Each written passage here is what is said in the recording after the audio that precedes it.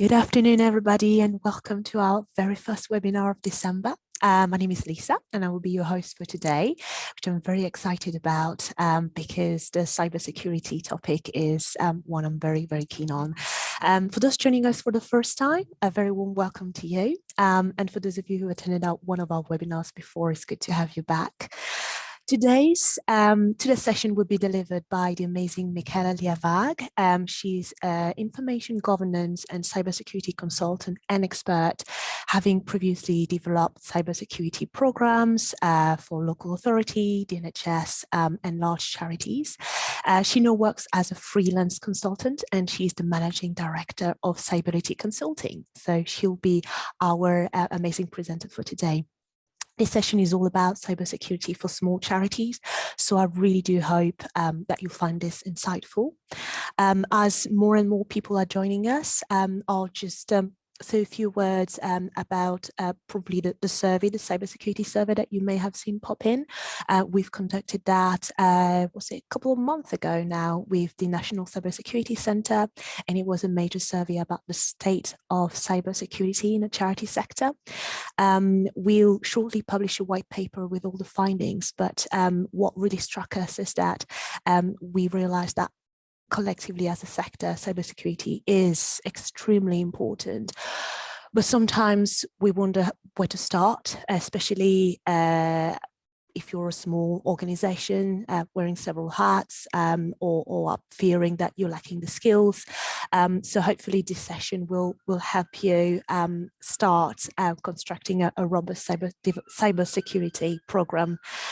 As you can notice, I'm in the office, and I apologize in advance if you can hear some outside noise, but I'll try to keep it at the minimum. Among other things, for this session, Michala will cover some of the most common cybersecurity risks and threats and what solutions are available. Before we start, I'll share a few house rules. This session will be recorded, meaning that the recording of the sessions along with the slides and additional resources will be made available to you within the next week or so. So don't worry if you've missed anything or if you've joined late. We always love when our webinar sessions are interactive because we do them for you. So please do feel free to add any comments, share your experience and top tips about cybersecurity, what you've done or what you're wondering about doing. You can click on the chat section, which is one speech bubble, and you can carry on during the whole presentation. Obviously, this session is all about questions. So if you click on the Q&A button, which is two little speech bubbles overlapping one another, and ask your questions, we will do our very best to answer all of these. The session should last approximately 25 to 30 minutes, so we'll have a good amount of time to answer all of your questions and queries. If you encounter any sound or image issue, please do let us know in the chat section, and we'll do our very best to get back to normal. And I think that's it for me. And now we can welcome Michala. Without further ado, I'm handing over to Michala, and I hope all of you have a wonderful session.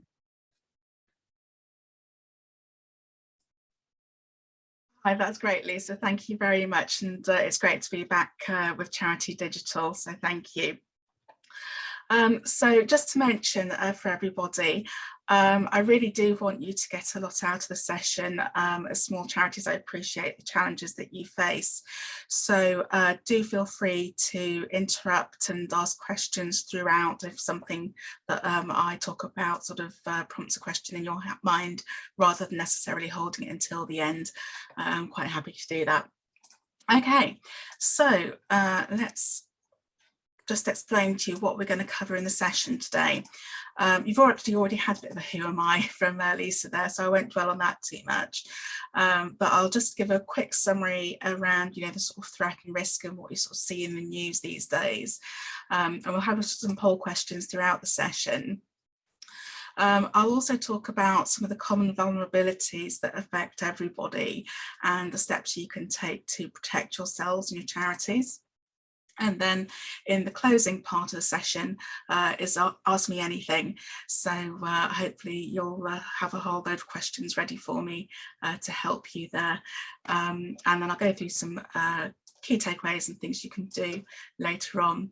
The other thing just to say is there are a few slides in here that are really more for your reference after the session, rather than me necessarily going into detail during the session. So bear that in mind, you will get a copy of the slides afterwards. Okay, so you already heard who I am.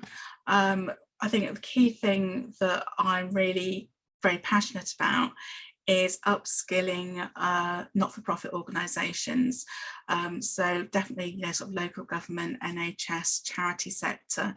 And to that end, I've recently started a podcast, Cyberability Savvy, to actually promote that and help get those answers that you want to the leaders of your organisations. So if we could just have the first poll question, please. The question is, how concerned are you about your charity's vulnerability to cybersecurity threats? And the options are, you've never really thought about it, you're hardly concerned, you're quite concerned, you might be very concerned, or extremely concerned, it's keeping you up at night. So just take a moment to have a think about where you sit in those.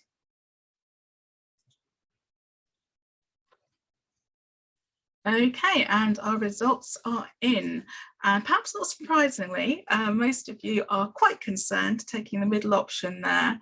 But what is interesting is that no one was sort of never really thought about it, so you're all aware of it already. One of you is perhaps not particularly concerned, but most of you are either quite concerned or higher. So thank you for that. That's really useful to get a sense of where you all are at the start. Okay, so you'll have seen in the news lots of data breaches, and it will be a range of information that's at risk depending on the nature of the charity involved. Some of them will end up with fines from the Information Commissioner's Office, and others won't. They always do look at taking into account what you've tried to do to protect yourselves, as well as your financial ability to pay a fine and what that might mean for your organisation. And as small charities especially, every single penny counts. So if you can take these steps to try and protect yourselves, that would go in your favour if something did happen. Now, I just wanted to throw up in front of you this civil society article, and I'd really recommend that you Google it afterwards, about Claire Mills, who sort of talks through her experience of their charity dealing with an actual breach. And it is, I think, a nice little sort of peek into the reality of this. I know that Charity Digital are very keen to have more charities speaking up and sharing the learnings from the incidents that they've had. And I know not everyone's sort of particularly keen on doing that, but I would encourage you to definitely speak up if you've got lessons learned that you can share with the rest of the sector to help everybody. Now, the big threat that everyone's talking about and has been for a few years, ever since WannaCry, is ransomware. And one of the reasons it's perhaps so successful is because lots of organisations don't have the backups that they need to recover their data. So one of the first things you can do, if you haven't already, is sort out your backup plan and make sure you have a separate copy from your online network. So it might be an external storage drive, it might be that you back things up to a cloud, but I still recommend that you have something physically separate where possible. And then you'll be able to recover from a ransomware attack if it were to happen to you. And ransomware being, for those of you who aren't familiar with the term already, where an attacker infects your machine and actually locks you out of it until you pay them a ransom, which they get the name from. And increasingly over recent times as well, they're not just doing that, they do that as a cover for actually stealing data behind the scenes whilst everyone's busy dealing with trying to get the systems up and running again. So it's become very, very powerful, and insurance companies, where previously a few years ago they were quite happy to insure against this, increasingly they are less likely and asking more organisations to put more cybersecurity protections in to maintain their cover. So again, if you take these basic steps, it will mean you're more likely to secure your insurance cover if that's something that you do, and I know not everybody does. And this was just another example of a breach. So the transgender charity Mermaids were fined £25,000. And this was another example of, I think this one was a mailing list off the top of my head. And I'll talk about email a little bit in a moment. But lots of organisations this happens to, not just charities, private sector as well. And because of that, I just want to draw your attention to the fact that I would say context matters, and it doesn't matter how big your organisation is, what technology you're using, which country you're in. If you have a device that's connected to the internet, then you are a target. Your charity is a target. And just to pick up on a question in the chat very quickly, in terms of Office 365 on the cloud, this is in relation to backups. So the question is, if you use Office 365 on the cloud, do you also need to have a physical backup? My recommendation would be yes. In theory, if you were to sync your machine with Office 365, so for example, OneDrive, and you synced folders and your machine was infected, that would then encrypt those files, and the encrypted files would then sync up to the cloud. So it's really important to have a separate copy, completely separate, of your important files, and to do that regularly. Yes, the slides are going to be available afterwards. And you could have a second cloud backup, but if it's connected again, you're going to run into the same problem of that sync to keep them up to date, potentially getting corrupted with the ransomware. I'll pick up the latest question later on because that's quite specific. Okay, so coming back to context, as I said, everyone's a target. Where context does matter is how you choose to respond to the threat. So obviously larger organisations with the bigger budgets will have more controls in place, more likely than yourselves as small charities. But that doesn't mean you can't protect yourselves at all. So next question, where do you think the biggest vulnerability lies in your charity today? Your technology, our people, the business processes, all of the above, or do you not really have an idea, not really looked at it before? Excuse me, just one moment.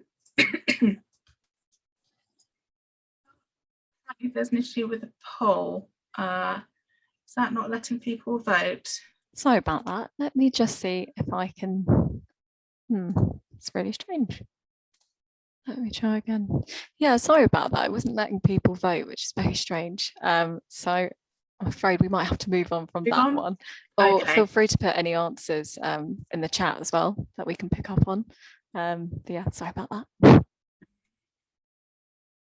Thank you for, so we've got all of the above, people, processes, lots of people. So I get the sense that people would be the, yeah, seems to be the top answer there. But quite a few of you also recognising all of the above, and also some tech in there, so thank you for that. Certainly, historically, there has been this message from the information security community about, little quotes, people are the biggest vulnerability. Actually, people can be one of the best strengths as well. If you look at training and educating your people, they can often detect something that's not quite right. far before, you know, some of the technical solutions.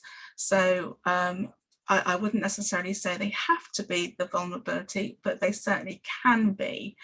And business processes, as somebody mentioned there, being an issue for them.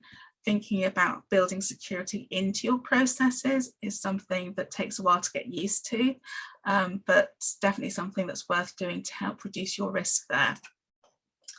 So in terms of the common vulnerabilities, and there are lots of them, but the ones I've sort of picked on that I wanted to talk to you today, that you can take some easy steps if you haven't already, is the weak passwords. That is a huge one. Every year we still see the common passwords being reused. There are some services that don't allow you to enable what we call multi-factor authentication. I'll talk about that in a little bit more moment. But where it is available, not everybody's using it either. And what we have seen, some of my colleagues who work on the incident response side have stressed that certainly with things like Office 365, where people have not enabled this extra factor, it's very easy for attackers to actually get hold of the passwords, quite often because they've been reused elsewhere, and perhaps come up in a data breach, and then the attackers use those to target other people's accounts, say in Office 365, and gain access. So I'd really, well, I'll talk about it a bit more, and multi-factor authentication is just so important to help and protect yourselves. I've already mentioned about the importance of your people and training, because if people aren't aware of the threats, then you can't expect them to protect against them or to let you know when something's not right. The other one I want to spend a bit of time talking about is insecurely configured cloud services. There is this huge assumption that, oh, it's Microsoft, it's Google, it's in the cloud, it's fine, it's all secure, I don't need to worry about it. Whilst, yes, things in the cloud are probably more secure than on your own PC, if you were trying to share it with others over the net, for example, they don't do everything for you. You still have some responsibilities with all your cloud service providers. And so it's really important that you're aware of those and actually take the steps to protect them where you can. So in terms of specific threats, there's a few, and I'm going to come on to those in just a moment, so bear with me. And I'll pick up the phones and resistance one in a moment as well, actually. Thank you for those questions. The other big area is out-of-date software. A lot of people, and again, including IT people in these sort of traditional departments, have always operated on the idea of it ain't broke, so you know, let's not touch it. It is working, it's fine. Unfortunately, nowadays that really doesn't work. You do need to try and stay up to date with all your software, whether it's your operating system on the computer or the applications that you've got installed on it. And this is why actually some of the software as a service cloud solutions are quite appealing, because they do the updates for you typically. So these are the main areas that I just wanted to sort of talk a bit about today. So you'll see on the left here that one of the things in terms of the specific threats you need to be concerned about is attackers deliberately trying to gain access to your systems by getting usernames and passwords. And they typically do that through several ways. One most common is the phishing. So phishing is when they craft an email, send it to you, and there will typically be a link that might be malicious or an attachment. And by getting you to click or open those, they might then install malware on your machine. That's one way ransomware can get on there. Or they might just take you to a site and ask you to verify your credentials. And quite often people will, again, will see something that looks like a Microsoft 365 login or a Google login, depending on the company, and think, oh, okay, and you put your credentials in and the attackers have then got them. So that's one of the ways. The term credential stuffing here is about what I mentioned earlier, where there's been a data breach, they've got all these passwords and usernames from that breach, and then they try all of them against the different services and see which ones work and which ones don't. So the key message there is don't reuse passwords. And I've just got a couple of other terms there, if you're not familiar with them below. Smishing and phishing are, again, the same approach, but smishing is when it's on your mobile phone. There's text messages where they try to get you to perhaps give up your multi-factor codes or a PIN code for your bank, stuff like that. And then phishing is where they try and scam you over the telephone. And there was an awful example a couple of years ago where the attackers combined these things together and resulted in a hospice losing £500,000. So it's really important to make sure staff are educated about these and know how to report them to you and to take action. The picture in the bottom left, I'm just going to let you know and ask you to perhaps look on YouTube later. Is an excellent video showing social engineering in action about how easy it is to get people's passwords. It's from the Jimmy Kimmel late night show. So if you just Google that with the passphrases, you'll get that. So those are the things, and these are the various vulnerabilities that they can exploit in the middle here to get those. And if this happens, you know, you're likely to have that data breach, unfortunately. So what do we do about it? In terms of the weak passwords, the guidance says you want to move to passphrases that are long and strong with 3 random unrelated words. I stress unrelated there because if you have things that are related, it's easier for attackers to sort of guess those combinations. I'd also add to the official guidance that make sure each of those words is a minimum of 5 characters, because that again will slow down the process for attackers to try and brute force that's effectively trying all the different combinations to come up with that whole passphrase. I'd say stay away from quotes. Make sure it's again 3 random unrelated words, because otherwise quotes, lines from songs, etc. are things that also get tried automatically. So that's really important. In terms of the factors, you've heard about multiple factor authentication or perhaps 2-step verification. It's all about having different ways to verify your identity.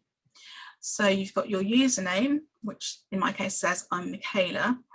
I might have a passphrase, which is only known to me, so I'm confirming I'm me. But what if that was used elsewhere in a breach and attackers got that?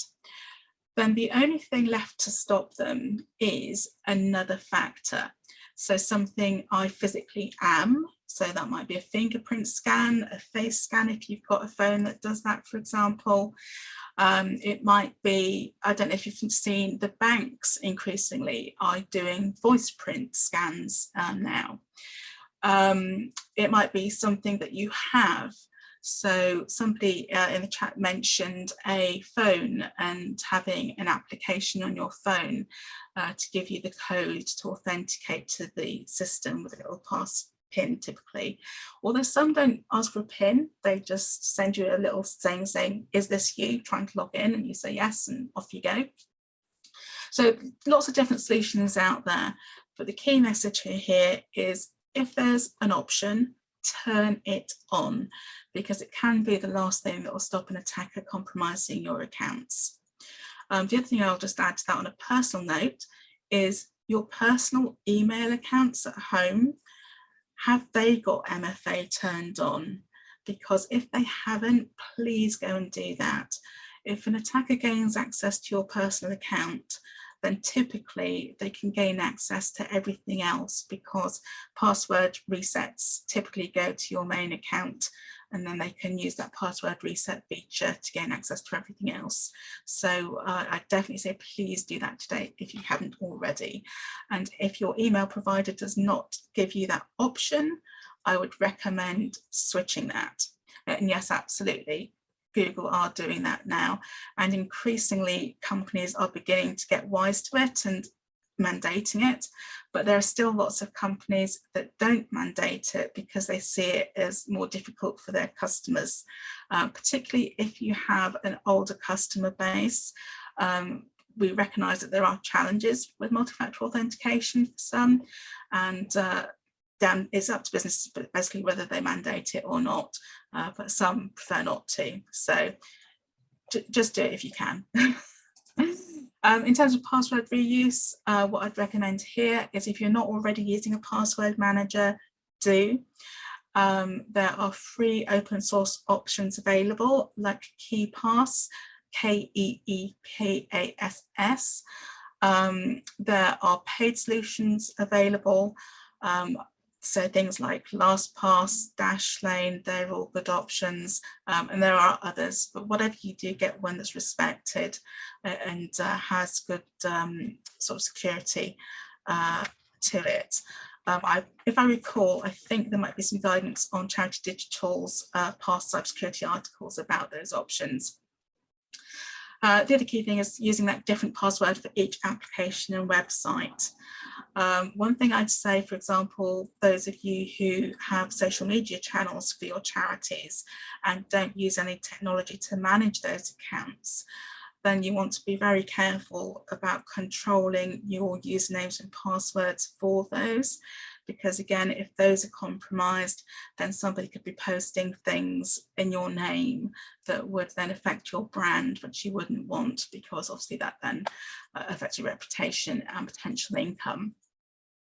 So with social media, try and use the controls that are available to you to give others access, limited access for what they need to do.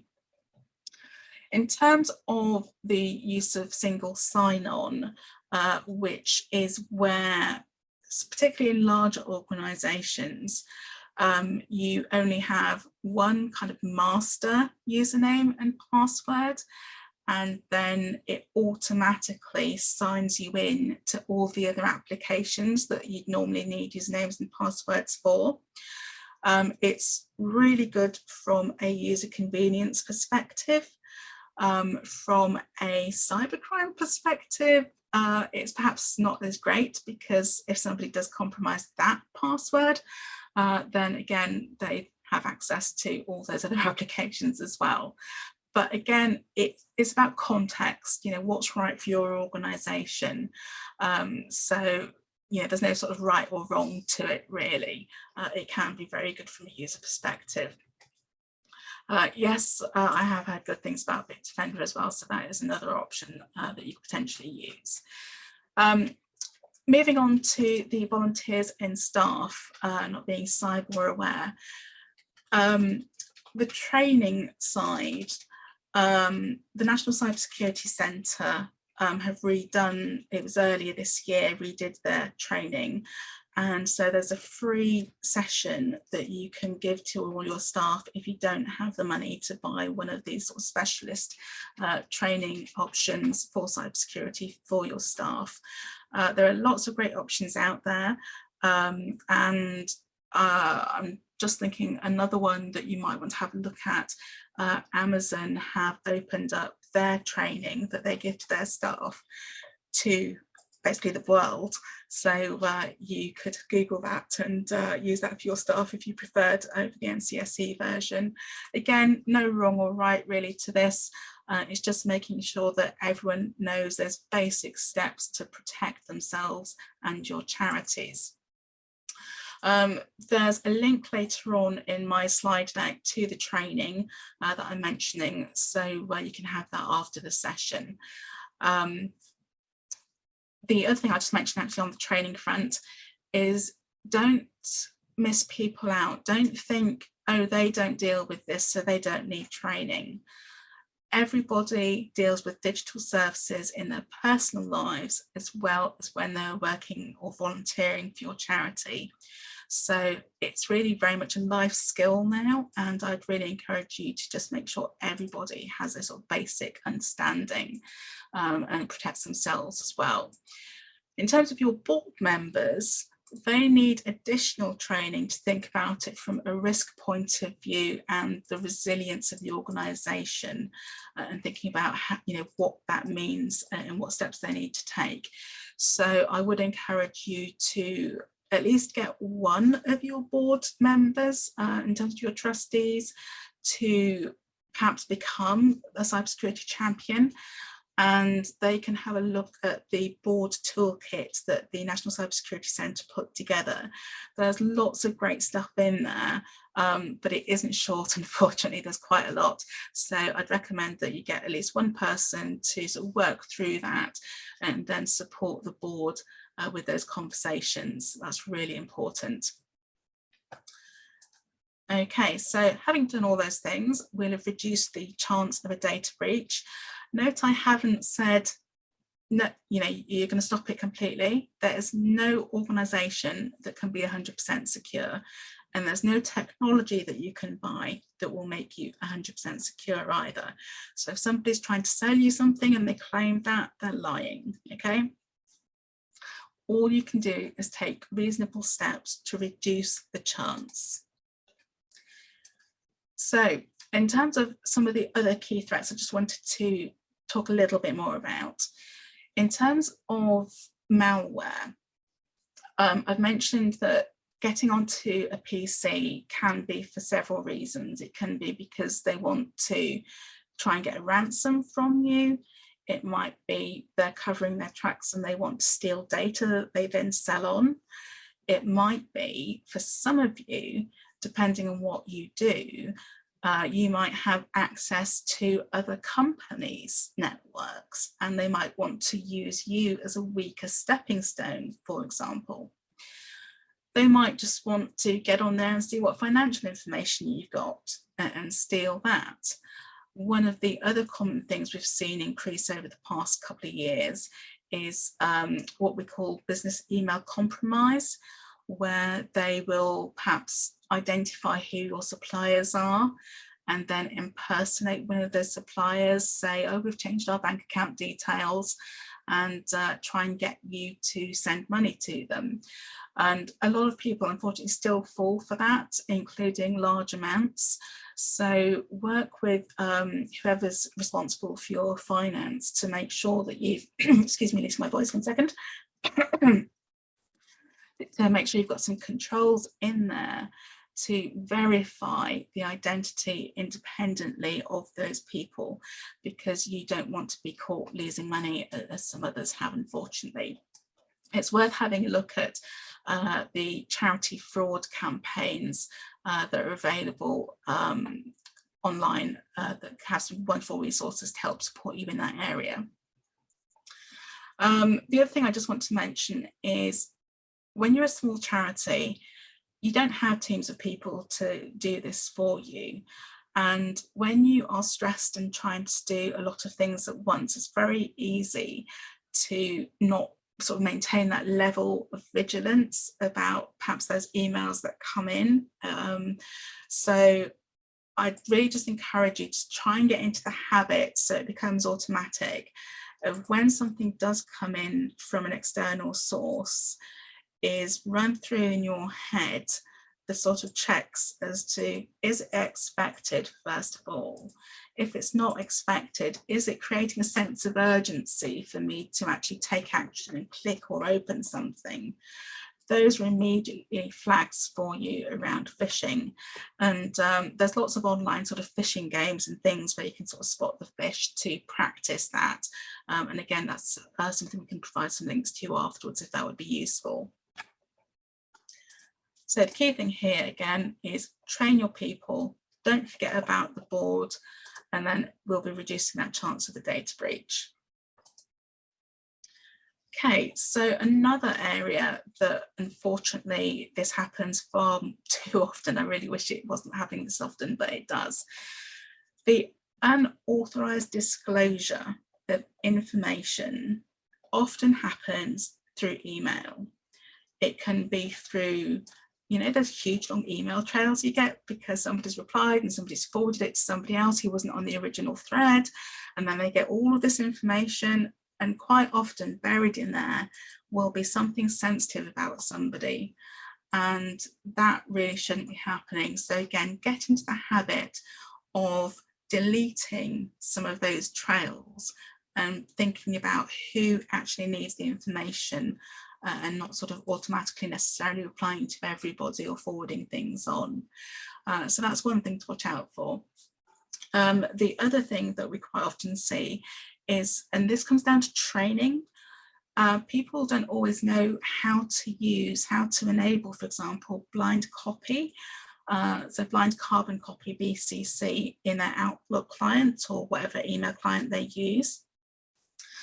And if you're writing to multiple people, then that is an appropriate option for you, rather than using carbon copy where everyone will see everyone else's email addresses. So you don't want to be using that one, especially when you're dealing with your beneficiaries. In terms of other options like mail merges, and actually I'll just put this up on the screen for you. Mail merges using, say, Word and Excel is another way of making sure that only the intended people receive information. Or if you're doing really huge campaigns, despite being a small charity, you might have lots of beneficiaries. You might want to look into using a specialist marketing tool that manages that for you. The other thing to say is, if an email has gone to the wrong person, it is an incident, but a lot of people don't see it as that. But they can, depending again on what might be in that trail, it could actually be quite significant. So the first thing is to make sure all your staff know that if it's sent internally to the inappropriate person on the same email system, then you can recall the email and it will probably be okay. But the moment it's gone outside of your email system to another organization, for example, that recall won't work. So you need to actually let them know that you didn't mean to send that, ask them to delete all copies of it and that they won't share it with anyone else. It's up to you as an organisation if you want any sort of formal declaration around that, if you're just happy for them to say, yes, that's fine on an email back. But you need to take those steps and then decide, do you actually want to invoke a response plan beyond that, depending on the nature of the data, how sensitive it was, whether you want to tell people or not. So there's a bit more to that side of things. But the key thing being, emails is one of the biggest ways. If you were to look at the ICO's enforcement action tracker, sorry, that's the Information Commission's office, by the way. So I'm really losing my voice here, sorry about this. But let me just get a drink, one sec. Yeah, if you look at their enforcement action, so many of them are because there has been information leaked in an email, quite often because perhaps there's somebody new as a trainee who didn't know how to use the systems appropriately. So really important, making sure that people have the basic digital skills. And in terms of help there, the banks quite often do things around digital literacy. Microsoft has free options as well on their site. So there's a lot of help out there for you to help upskill people. Again, that reduces the chance for breach. Now, I also wanted to say something about the Cyber Essentials scheme, because some of you may not have heard of it. The scheme's been around for quite a few years now, and it was created by the UK government with the idea being that to make Britain, the sort of best and safest place to do digital business online is to upskill the basic cybersecurity level of all businesses across the country. And if you work with UK government, certainly central government, they mandate certification to the scheme. And one of the good things about it is that it's some basic controls that if you put them in, will actually take care of all of these things that we've just spoken about. So around weak passwords and multi-factor authentication and password reuse, all of that gets dealt with under user access management. So knowing who your users are, what systems they're accessing, how they access them, all of that sort of thing is part of that and really key to protecting your information. They also cover configuring your devices, including from January, cloud services securely, and having firewalls turned on so that, say for example, think about COVID, lots of us are now working from home remotely. So making sure that you've got secure connections between your services and your PC, and you might have a firewall enabled by default on your PC, for example. The larger organizations amongst you might have a separate device, but most people will just have something locally. Cyber Essentials also covers malware, and anti-malware is really key even today. There are things that are always changing every single day, so making sure that everybody keeps their malware definitions up to date is very important. And yes, that's cloud from the 24th of January 2022, which I'll mention. There you go, that's the date just there for you. It also addresses out-of-date software, and I mentioned earlier the importance of keeping your software up to date. Very important to apply patches as soon as they come out.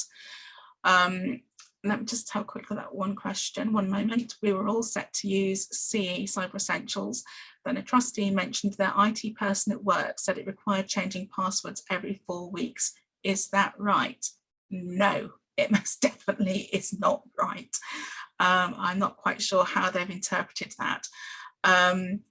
The guidance around passphrases these days is quite the opposite.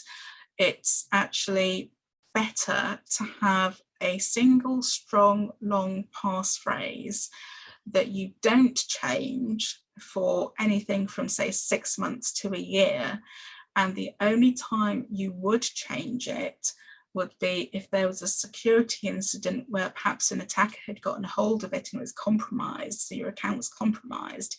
You would then change it. And the other time you'd probably change it would be, say you are using an external IT provider and they should never ask you for your password to provide support because they shouldn't actually need it. But if they did and you did give it up to them, that would be the other time that I would change it before that kind of long period. So definitely some misinformation there, I'm afraid.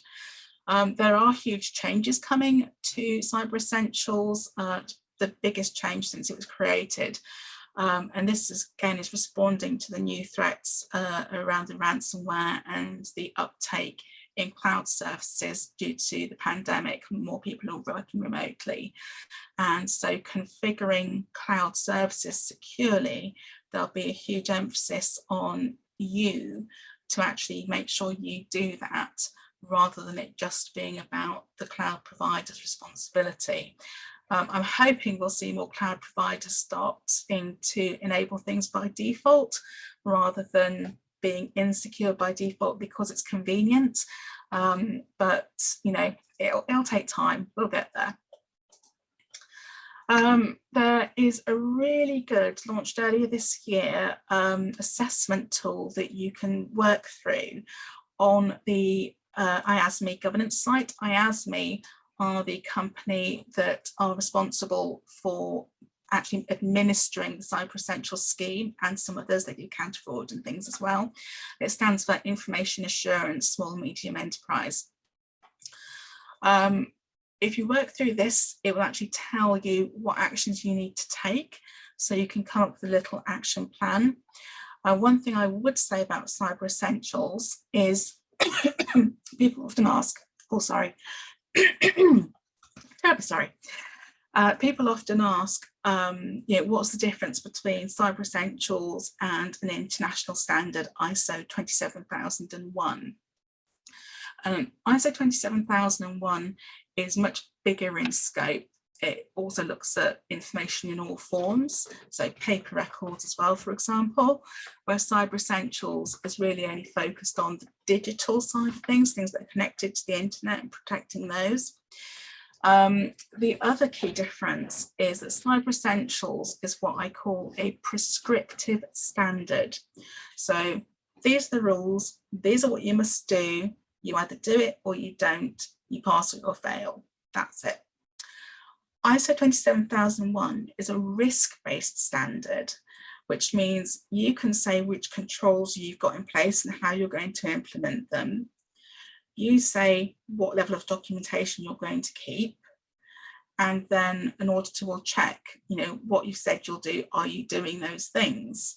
And you might be able to say, well, we're not quite doing that, but we've got these compensating controls, things that we're doing to sort of protect ourselves in the meantime. You don't get that option with Cyber Essentials. It is one of probably the biggest complaints about the scheme. And I know there's work going on to look at perhaps introducing mitigating controls in the future, but that's not the case right now. Other guidance for you, there is a small charity guide, which, as you can see, this little infographic on the right hand side goes into quite a lot of detail about some of the additional steps that you can take to protect yourselves. So I strongly recommend that you look at that if you haven't seen it already. That's on the National Cybersecurity website. And there's also on the Cyber Aware website, the action plan. And they do this for both businesses and consumers. So I'd recommend that you actually go through it once for your charity and then go through it again as a home person for your personal use. And it's a series of questions that, depending on your answers, will again tell you what steps you can take to secure yourself beyond the kind of basics that I've given you in the session today. Okay, if we could just get poll question number 3 and hope that you'll be able to vote on it this time. Do you have a documented incident response plan that everyone is aware of and understands how to put into practice? The options are no, yes, it's in draft, yes, but we've never tested or had to use it, yes, we have tested it or had to use it. And it looks like the votes are working, so this is good, excellent. Really curious to see what this one's going to come out as. Okay, so 68% of you said no, you don't have incident response plans. Good to see that 11% of you have at least got something in draft, and I'm really surprised actually so few of you have got it tested and had to use it. So that's really interesting on the stats there. I'm just going to, if that's okay, hopefully I can get a screenshot of that. I don't know if I can. Maybe. I'll take it for you, don't worry. Thank you so much, thank you, great. Okay, so that's excellent. So that means then that this next slide is really, really important. One of the other things that I'd encourage you to take away from today's session is go and read the Response and Recovery Guide for Small Businesses from the National Cybersecurity Centre.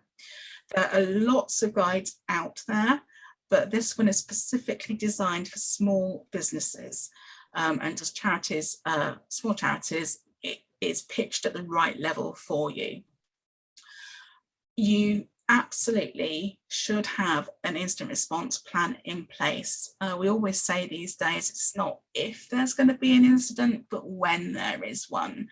And by having something documented about the steps you're going to take, who to contact, in what order, what information you need to collect, all of those sorts of things, it's really important.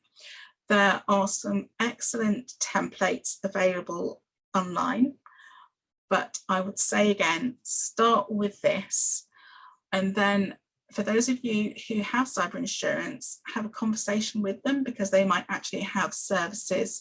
I can put the link in the chat for you afterwards, or follow up via email, yes. Increasingly, insurers are wanting people to make sure they've got plans in place. So some of them will actually provide you with some guidance in this area. And then, as I say, document it, train people, make sure they know where it is, how to actually do it. And the National Cybersecurity Centre have also got some excellent scenarios that they've put together to help you test your plan. They're in something called Exercise in a Box, and so you could Google that with the NCSC and get the link to that, or we could provide it perhaps with some resources after the session. The other thing I'd like you to do is take note of the number for action fraud below, 0300 123 2040. Put it in your phone so that if something does happen, you can report it at the time and get some support if you don't have anything else in place already. So that's really important to do as well. Okay, so hopefully we've got a whole load of questions ready. Lisa? Oh, yes. Yeah. Well, thank you very much, Michala. And yes, I'll dive straight in, because we've had loads of questions, especially around password. So I'll try to group some of them. Simon Baker was suggesting, what about using a phrase and select, first letters of each word, capping it and a number plus a symbol, so making it a little bit complicated. Is that a good idea? So what I would say here is, we've seen that if passphrases are too complicated, people then tend not to actually use safe methods of sort of storing them, and end up writing them down in inappropriate places, or they're actually end up being too short and so very easy to crack. So it's actually nowadays recognized both in the American standards and the UK standards that you could have passphrase, as I say, 3 unrelated words, 5 characters each. That's then 15 characters in length. Could be all lowercase, but it's still harder to crack than, say, an 8-character that's first letter of sentences, etc. So if you want to make it more complex, and I recommend that for people who've got administrative rights on their systems, I do recommend they use 4 random unrelated words and add in the complexity that you're talking about with, like, uppercase, lowercase, 2 symbols, etc. But certainly it's not necessary, and it's a quite sort of old-fashioned guidance that used to be given that's no longer relevant. I see. Brilliant. Thank you, Michala. And then going into the password managers sort of environment, somebody is asking, what's the best way to manage password? What if 2 people need to access the same account? What should they do? Chris is also asking, what do the paid for password managers do that Chrome doesn't? Because obviously Chrome can offer to store your passwords. So what is the best guidance around password management? Okay, there's quite a few things in there. I'll take the Chrome one first.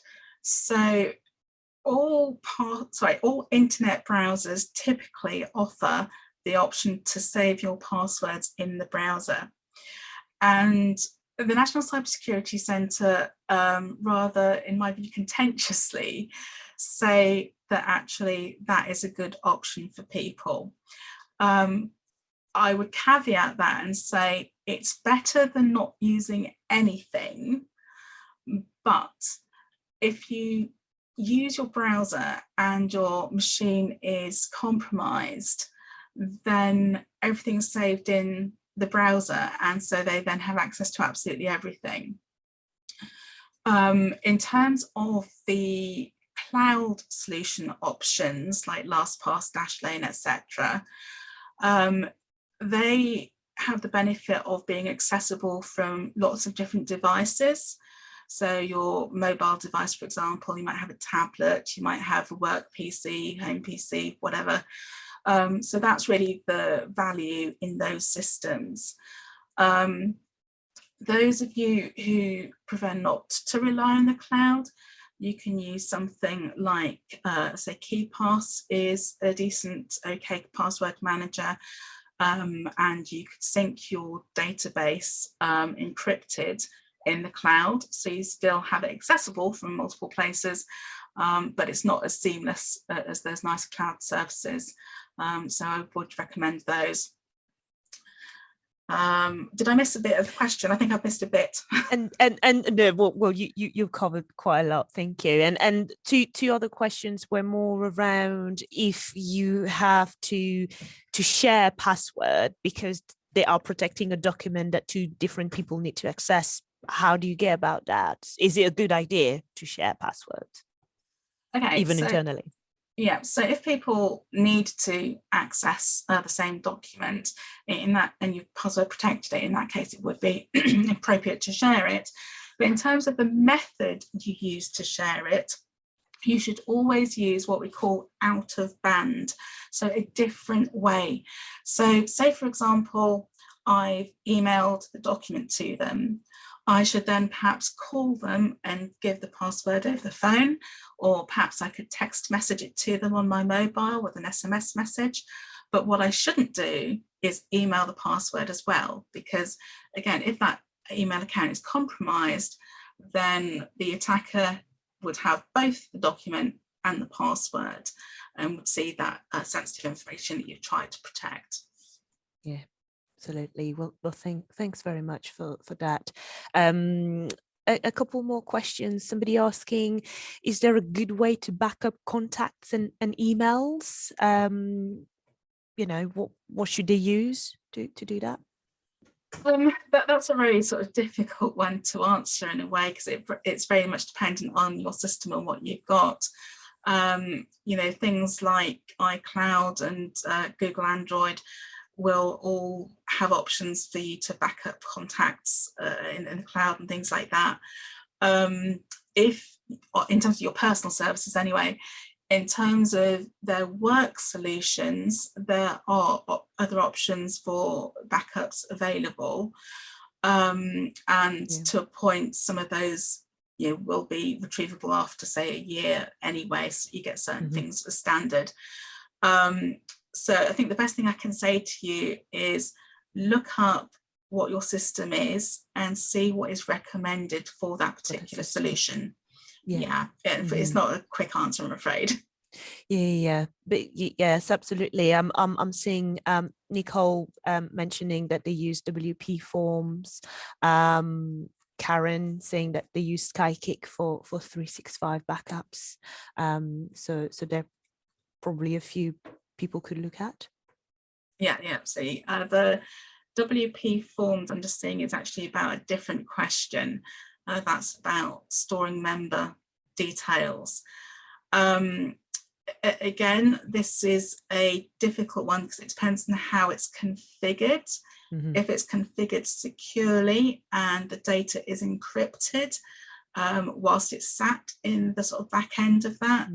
But if you perhaps are exporting the data, say, to a spreadsheet, then how is that being protected once you've got it at the other end? So think about your whole journey with that member data, not necessarily just the database itself, I would say. Absolutely. But there are lots of CRM solutions available, and I think there's some in your Charity Digital store, aren't there, that have good offers for charities around member databases. Yes, there are a few different CRMs. We have a couple of resources about what to look for in a CRM and the best CRM to explore, so people can have a look at charitydigital.org for more information. Somebody's asking, what should I be asking my outsourced IT suppliers about in terms of security?